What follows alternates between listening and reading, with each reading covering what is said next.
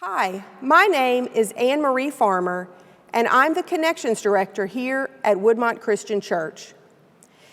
Ever since I was a little kid, I've loved to learn about the ways that people think in very different parts of the world, and to glean wisdom for my own life from the experiences of people who live in different cultures.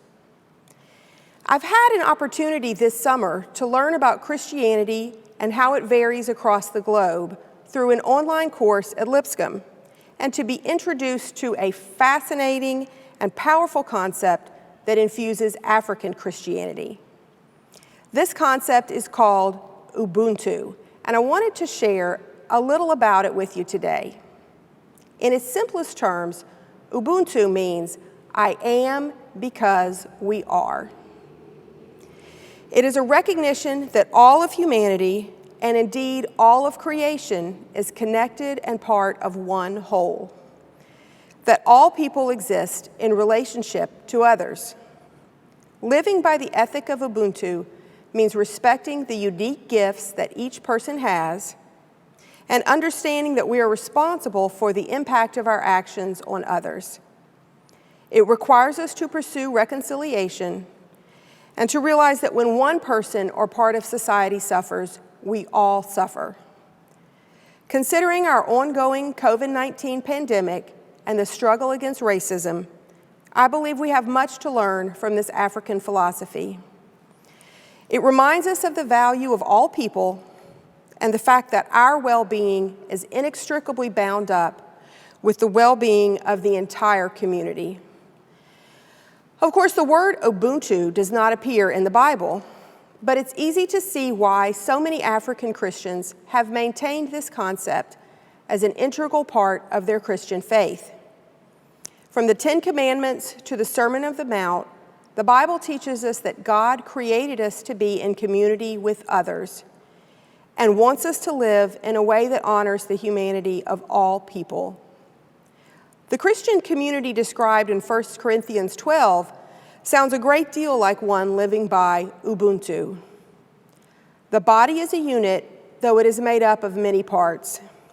And through all its parts are many, they form one body. So it is with Christ. If the foot should say, "Because I'm not a hand, I don't belong to the body," it would not for that reason cease to be part of the body. The eye cannot say to the hand, "I don't need you," and the head cannot say to the feet, "I don't need you."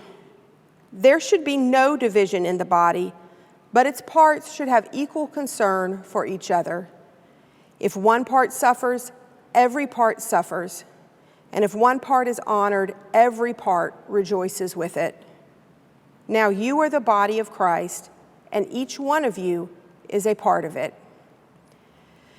The most well-known voice on Ubuntu is Archbishop Desmond Tutu, one of the world's leading Christian authorities and an inspiration to millions. I hope you'll enjoy these thoughts from him on this beautiful expression of our interconnectedness as God's family. Let me tell you, we have something in our African community, something that is very difficult to put into English. It is called Ubuntu. Ubuntu. Ubuntu is the essence of being human. And it says, a solitary human being is a contradiction in terms. I can't be a human being on my lonesome. I wouldn't know how to speak as a human being. I wouldn't know how to think as a human being. I wouldn't know how to walk as a human being. I have to learn from other human beings how to be human. And so Ubuntu says, my humanity is bound up in yours. I am only because you are.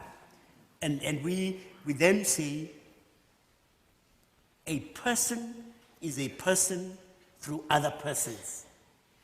And that we need this communal harmony if we are going to survive at all. And anger and revenge and bitterness are corrosive of this harmony. And you know it. You've experienced how when you are really angry with someone, it does something to your tum-tum.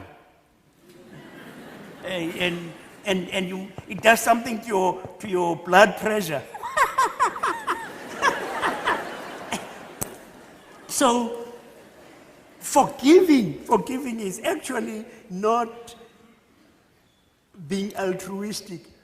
You're not being nice to the other guy. When you forgive, you're actually being nice to yourself. Forgiving, apart from anything else, is good for your health.